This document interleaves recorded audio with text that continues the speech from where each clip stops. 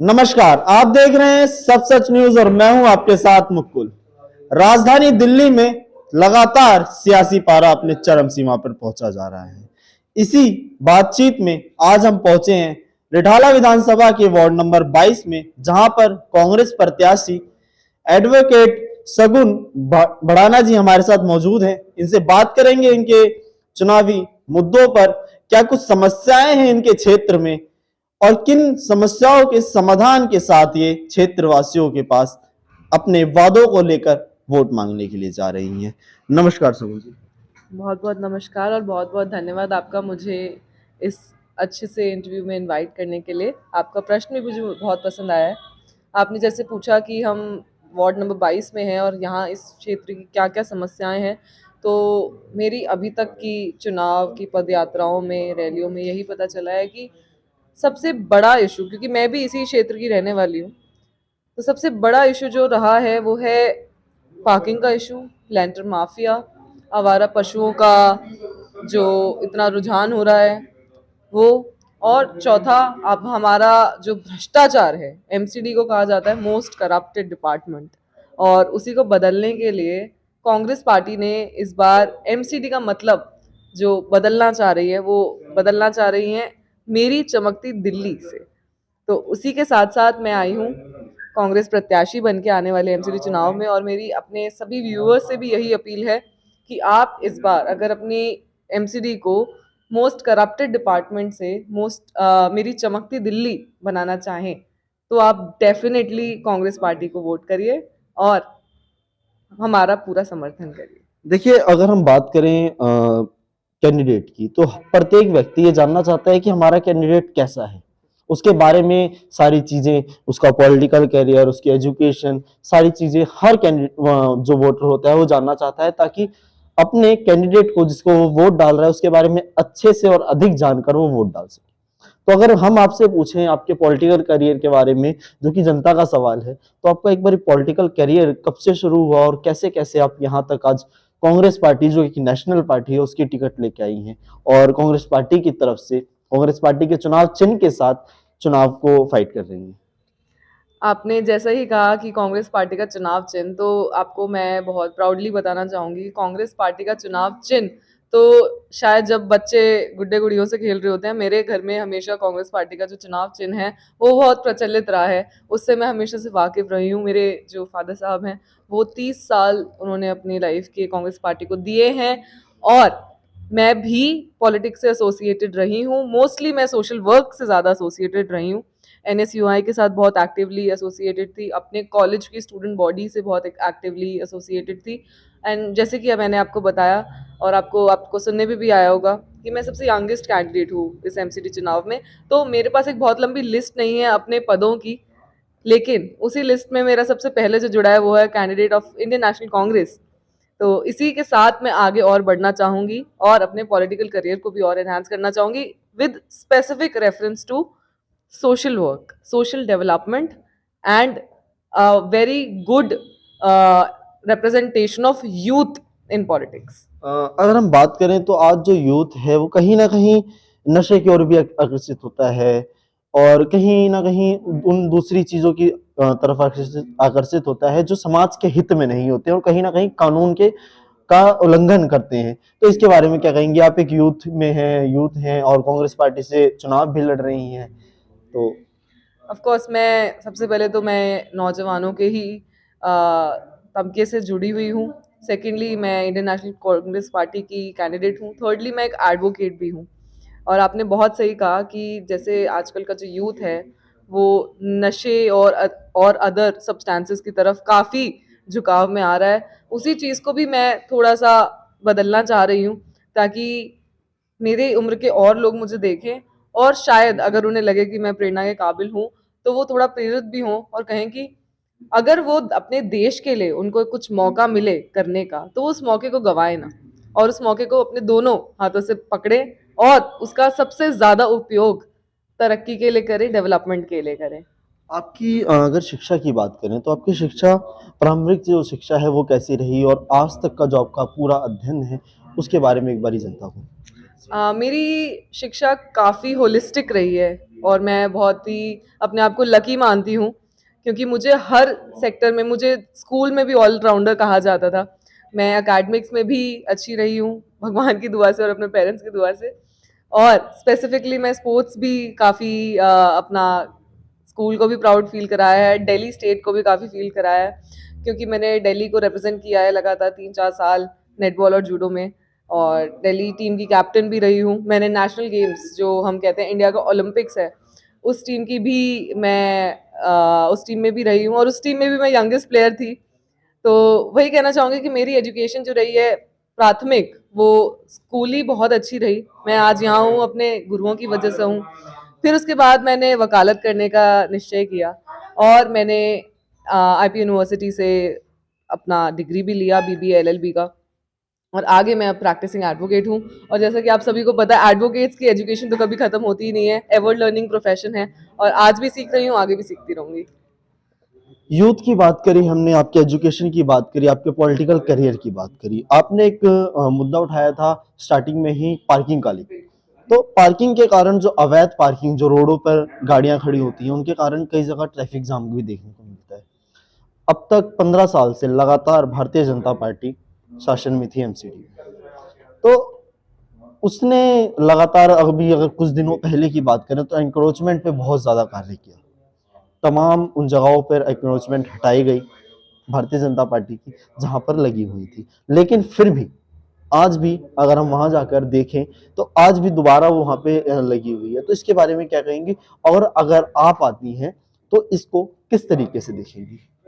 सबसे पहले पार्किंग तो इशू रहा ही है, स्पेसिफिकली सेक्टर 5 और 6 का अगर हम स्ट्रक्चर देखें, किस तरह से वो एक प्लान्ड हमारी कम्युनिटी है, जैसे कॉलोनी है, पार्किंग हमेशा से इशू रहा है, क्योंकि स्क्वायर बेस्ड जो नक्शे हैं वही हैं हमारी सड़कों के। और हम देख रहे हैं आजकल गाड़ियों का चयन बहुत बढ़ गया है, हर घर में एटलीस्ट 4 गाड़ियां होती हैं। तो अगर स्क्वायर में लिमिटेड जगह है और हर घर में 4 गाड़ियां हैं, तो खड़ी कहाँ होंगी? नेचुरल सी बात है कि वो पार्किंग का एक इशू क्रिएट करेंगी ही करेंगी। तो जैसे कि मेरा सबसे पहला मुद्दा यही था, तो मैं चाहती हूँ कि हम लोग एक डेडिकेटेड मल्टी लेवल पार्किंग का जो प्रावधान है वो प्रोवाइड कराया जाए, और वो ना भी हो रहा है तो हम एक स्पेसिफिक अलग पार्किंग लॉट्स बनाएं, क्योंकि हमारे पास जगह की कमी नहीं है, हमारे पास रिसोर्सेज की भी कमी नहीं है, हमारे पास सिर्फ और सिर्फ एम्बिशन की कमी है। हमारे लीडर्स जो अब तक रहे हैं, आपने बहुत सही कहा कि 15 साल से बीजेपी एमसीडी में रही है, पकड़ बना के अच्छे से जमी हुई है, फिर भी एनक्रोचमेंट सबसे ज्यादा बीजेपी के ही कार्यकर्ताओं ने करी है। आज भी मैं नाम नहीं लूंगी, लेकिन बहुत सारे ऐसे बीजेपी के मिनिस्टर्स हैं जो कि गवर्नमेंट प्रॉपर्टीज में अपना प्राइवेट ऑफिस खोल रहे हैं। अगर आप उन्हीं गवर्नमेंट ऑफिसर्स के पास जाएंगे एनक्रोचमेंट की कंप्लेंट लेके, तो ये वही बात होगी, चोर से ही चोरी की शिकायत करी जा रही है। इससे ज्यादा मैं कुछ नहीं कहूंगी। बस हम ये कोशिश करेंगे कि हम ये जो समस्याएं हैं वो हम जड़ से मिटाएं। अगर ट्रैफिक की बात करें, जो लगातार ट्रैफिक लगता है, अगर छोटा सा एक एमसीडी के मुद्दे से अलग हटके अगर हम जाते हैं, दिल्ली के मुद्दे पे जाते हैं, विधानसभा की, तो जो दिल्ली है वहाँ पे लगातार ट्रैफिक बढ़ता जाता है। लगातार हर सड़क पर ट्रैफिक लगता है। अगर किसी एम्बुलेंस को सडनली निकलना हो, किसी मरीज को जल्दी से अस्पताल जाना हो, तो वो नहीं पहुंच सकता। तो अगर आपको ये मौका दिया जाए कि आपको दिल्ली का ट्रैफिक हटाना है, तो आप किस तरीके से दिल्ली के ट्रैफिक को हटा पाएंगे, या क्या क्या जो ट्रैफिक को लेकर बदलाव सड़कों में और तमाम चीजों में लेके आएंगी जिससे दिल्ली में ट्रैफिक खत्म हो जाए? देखिए, ये एक बहुत ही काफ़ी वाइड दायरे का सवाल रहा है, क्योंकि एमसीडी काउंसलर की जो पावर्स हैं वो आपके गली मोहल्ले तक नहीं, इसीलिए मैंने बोला कि हम एमसीडी के मुद्दों से बाहर हाँ, जाएंगे और अच्छा, विधानसभा और दिल्ली स्टेट तक जाएंगे। अच्छा। अभी मैं वहां पहुंची नहीं हूँ, लेकिन अगर मैं पहुंचती हूँ आगे आप लोगों की दुआओं से, तो उसका प्रावधान यही रहेगा कि हमें फ्लाईओवर्स और इंक्रीज करने पड़ेंगे, क्योंकि जितने भी फ्लाईओवर्स आज तक बने हैं दिल्ली में, और नए भी जो फ्लाईओवर्स अगर हमने बनते हुए देखे, मैंने तो देखा नहीं है खैर, पर अगर देखे हैं तो वो सभी टेंडर्स कांग्रेस गवर्नमेंट के ही डायरेक्शन में पास हो चुके थे। उनकी सिर्फ शायद कंस्ट्रक्शन हमने देखी है। कोई भी नया टेंडर आप मेरे को नाम बता दें कि इस फ्लाईओवर का नया टेंडर पास किया है बीजेपी गवर्नमेंट ने, या आप गवर्नमेंट में, स्टेट गवर्नमेंट हमारी जो है, वो नहीं हुए हैं। किसी भी हॉस्पिटल, खैर मैं हॉस्पिटल स्कूल्स तक नहीं जाऊंगी, आपके जो सवाल है उसी के दायरे में रहूंगी। जो कि है ट्रैफिक का इशू, तो वो पीडब्ल्यूडी डिपार्टमेंट का एक इशू आ जाता है। तो हम रोड्स को थोड़ा और वाइड कर सकते हैं, उनकी लेन्स हम इंक्रीज कर सकते हैं, हम फ्लाईओवर्स इंक्रीज कर सकते हैं। और वो सब करने के लिए अगेन हमें जो भ्रष्टाचार की जो चेन है उसको तोड़ना होगा और लीडरशिप को हमें इम्प्रूव करना होगा। और हमारी जो ऑनरेबल शीला दीक्षित मैम रही थी, उन्होंने जो काम किया है वैसा काम हमने दोबारा देखा ही नहीं दिल्ली में। आपने फ्लाईओवर्स की बात करी। कांग्रेस काल में हम मानते हैं कि कांग्रेस काल में जो फ्लाईओवर्स बने थे वो आज भी चल रहे हैं, लेकिन उन फ्लाईओवर्स पे भी अगर हम देखें तो ट्रैफिक जाम की जो स्थिति है वो लगातार बनी रहती है उन फ्लाईओवर्स के ऊपर भी। तो आप उन फ्लाईओवर्स को बना के ट्रैफिक कैसे खत्म कर पाएंगी? वो आप अगर हम स्थिति को बारीकी से देखें तो क्यों है, क्योंकि उनका जो फ्लाईओवर्स बना के दे दिए गवर्नमेंट ने, आगे वाली जो प्रीसीडिंग गवर्नमेंट है वो उसको मेंटेन नहीं कर पा रही है।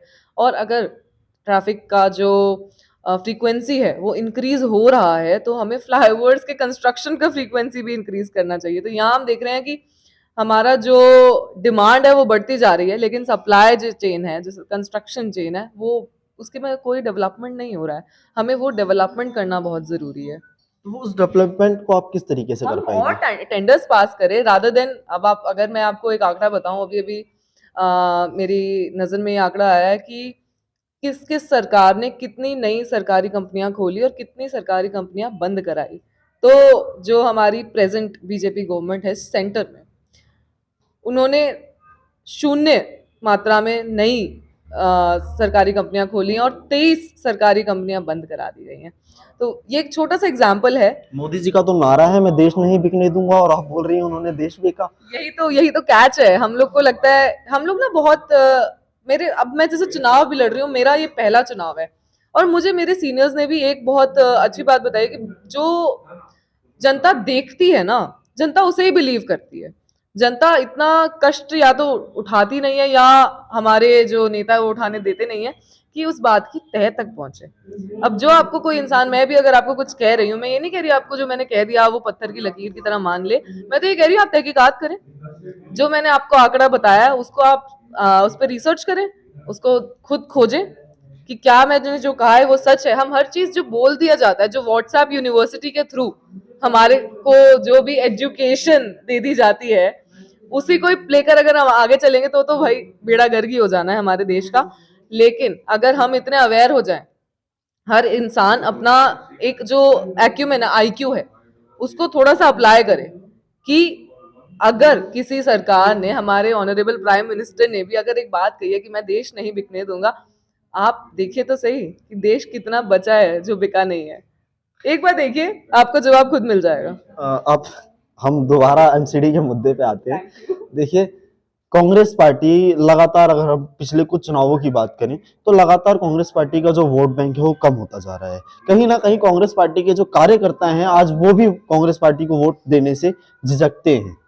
ये चीज देखने को मिलती है ग्राउंड पर। तो किस तरीके से आप कांग्रेस पार्टी को लेकर एमसीडी में फाइट कर पाएंगी उन कैंडिडेटों के सामने जो कहीं ना कहीं राजनीति में काफी समय से, जैसे कि अभी आपने खुद बोला कि आपका ये पहला चुनाव है, लेकिन जो वो कैंडिडेट हैं वो कहीं ना कहीं पहले से भी राजनीति में है, और उनकी जो माइंड है वो कहीं ना कहीं राजनीति में चलता रहा है। तो आप इस चीज को कैसे फाइट कर पाएंगी कांग्रेस के चुनाव चिन्ह के साथ? देखिए, कांग्रेस के चुनाव चिन्ह के साथ मैं ऐसे फाइट कर पाऊंगी क्योंकि कांग्रेस, आपने जैसे कहा कि क्या शब्द यूज किया है आपने, लगातार पिछले कई चुनावों से गिरता जा रहा है वोट बैंक। ऐसा मुझे तो फील नहीं हुआ है। मेरे को तो जनता का प्यार बखूबी मिलता है। हाँ, वो प्यार वोटों में कितना बदलता है वो हर एक इंसान स्वतंत्र है चूज करने के लिए। मैं उसको नहीं कुछ बोलना चाहूंगी, प्रेशराइज करना चाहूंगी।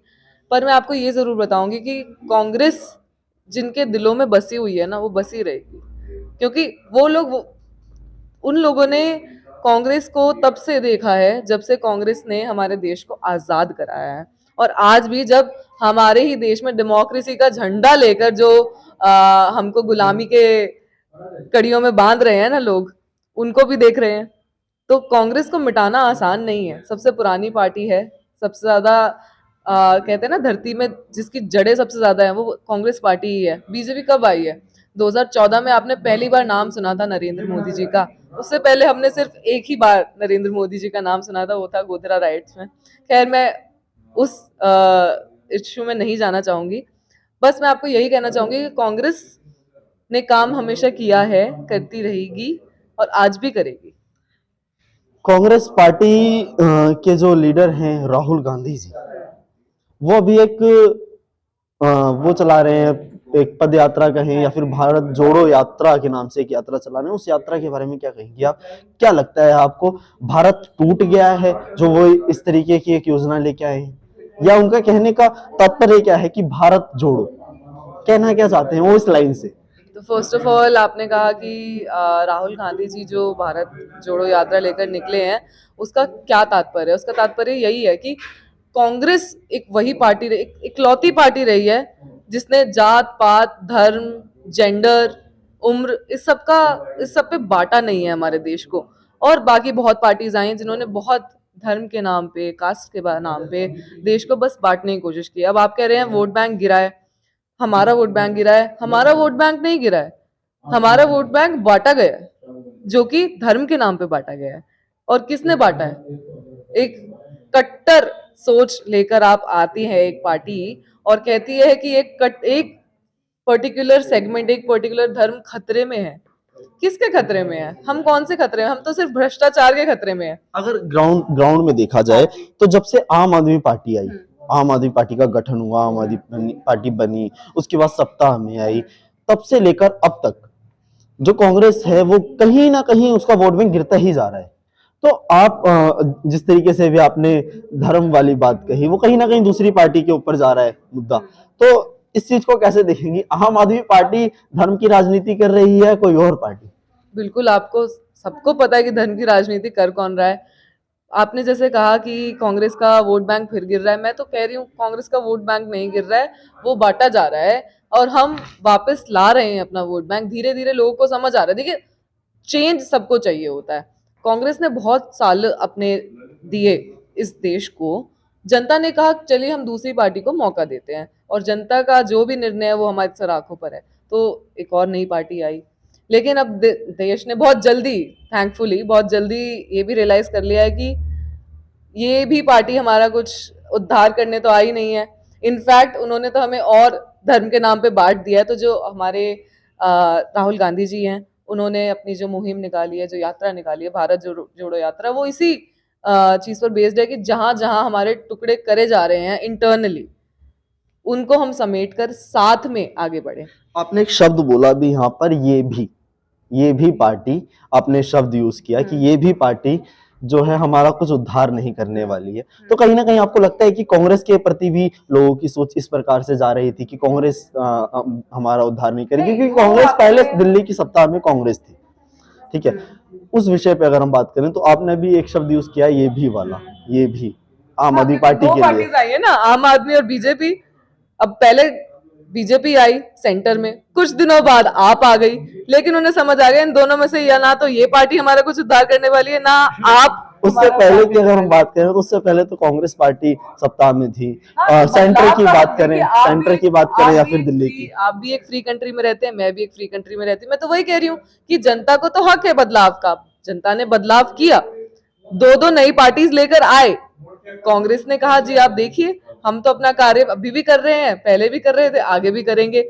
और मेरा ये भी शब्द से बस इतना ही तात्पर्य था कि ना तो भाजपा ने हमारा कुछ उद्धार किया और ना ही आपने हमारा कुछ उद्धार किया।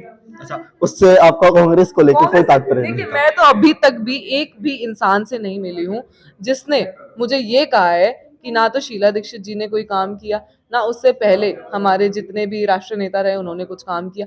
मुझे तो ऐसा किसी ने नहीं कहा है।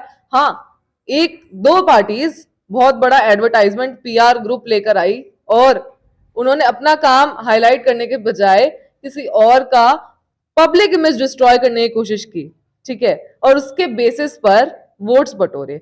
तो मैं चाहती हूँ कि हमारी जो जनता है ना आजकल अब बहुत जागरूक हो गई है। एक टाइम था कि हाँ बदलाव की आंधी में थोड़ी सी अंधी हो गई थी, लेकिन अब उनकी आंखें वापस खुल रही हैं। उन्हें पता चल रहा है कि उनके साथ धोखा तो हुआ था और वो धोखा दोबारा नहीं होने देंगे। इस बार आपको पता चल जाएगा। और अब अगर हम बात करें दिल्ली सरकार की, तो दिल्ली सरकार लगातार बात करती है कि हमें हमारे विकास के नाम पर वोट दीजिए, दिल्ली सरकार के नारे होते हैं। तो क्या लगता है आपको, दिल्ली सरकार ने कहीं ना कहीं हॉस्पिटल्स पे या स्कूल्स पे जिनके विकास के नाम पर वो वोट मांगती है, उन पर काम किए हैं।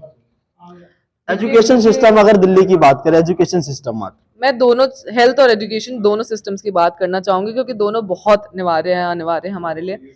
मैंने खुद एमसीडी स्कूल्स में डीसीपीसीआर के साथ सेफ्टी वीक जो उनका ऑर्गेनाइज होता है अगेंस्ट चाइल्ड सेक्सुअल अब्यूज, उनमें बहुत मैंने वर्कशॉप्स दी हैं। उस दौरान मैं एमसीडी के स्कूल्स में मेरा बहुत आना जाना रहा, बहुत बच्चों से मुलाकात हुई। वहां पर आप मानेंगे नहीं, बच्चे दरियों पे आज भी बैठ रहे हैं। मिड डे मील आज भी खराब खाना मेरे सामने सर्व हुआ है बच्चों को, और बच्चों ने देख के कहा है कि अरे ये तो दोबारा खराब खाना आ गया दोबारा। दिल्ली सरकार जो लगातार स्कूलों की बात करती है, वो सही नहीं है आपके साथ? बिल्कुल सही नहीं है, क्योंकि मैंने तो खुद देखा है, और उस टाइम तो मेरा कोई पॉलिटिकल एजेंडा भी नहीं रहा था। मैं तो खुद एक आम इंसान की तरह बस एक ऑब्जर्व कर रही थी कि दिल्ली सरकार आई तो ये कह करती कि जी हम एजुकेशन को सुधार देंगे और बहुत नए हॉस्पिटल्स खोलेंगे। उन्होंने खोले मोहल्ला क्लिनिक, जिसमें कोई क्वालिफाइड डॉक्टर नहीं बैठता है। ठीक है, आपका कोई भी, आप बता दीजिए, आप जाकर अपना इलाज कराएंगे मोहल्ला क्लिनिक में? नहीं कराएंगे। क्या आप अपने घर में अपने बड़े बूढ़ों को वहां भेजेंगे? नहीं भेजेंगे। क्या आप अपने खुद भाई बहन छोटे बच्चों को घर के एमसीडी स्कूल्स में भेजेंगे? नहीं भेजेंगे। और एक और बहुत इंटरेस्टिंग बात आपने एमसीडी स्कूल की बात कही। एमसीडी हाँ। स्कूल तो भारतीय जनता पार्टी के अंडर में थी, भारतीय जनता मैं पार्टी तो सत्ता वैसे ही में बात थी। कर रही हूँ, क्यों MCD schools Bharatiya Janata party के अंडर कैसे थी, जब यहाँ के हमारे जो पार्षद रहे हैं, primary school MCD school councillors के अंडर आते हैं। लेकिन सत्ता में तो भारतीय जनता पार्टी थी ना उसमें। हमारा जो क्षेत्र का, जो मैं अपने क्षेत्र की बात कर रही हूँ, हाँ मैं अपने क्षेत्र की बात कर रही हूँ, मैं ओवरऑल बात नहीं कर रही हूँ। मैं अपने, क्योंकि मैंने अपना क्षेत्र ही देखा है जी, मैं उसी की बात कर सकती हूँ फिलहाल। सेकेंडली, जो मैं एक आपको इंटरेस्टिंग बात बता रही थी, वो ये है कि हमारे जो दिल्ली के एजुकेशन मिनिस्टर हैं, वो हमारे दिल्ली के लिकर मिनिस्टर भी हैं। तो अब आप देख लीजिए, जहां पर एजुकेशन मिनिस्टर ही लिकर मिनिस्टर हो, शराब मिनिस्टर हो, वहां का एजुकेशन सिस्टम नहीं सुधर पाएगा उस मिनिस्टर के अंडर। हमें लीडरशिप का बदलाव तो चाहिए, और ये मेरी आवाज नहीं है, ये जनता की आवाज है।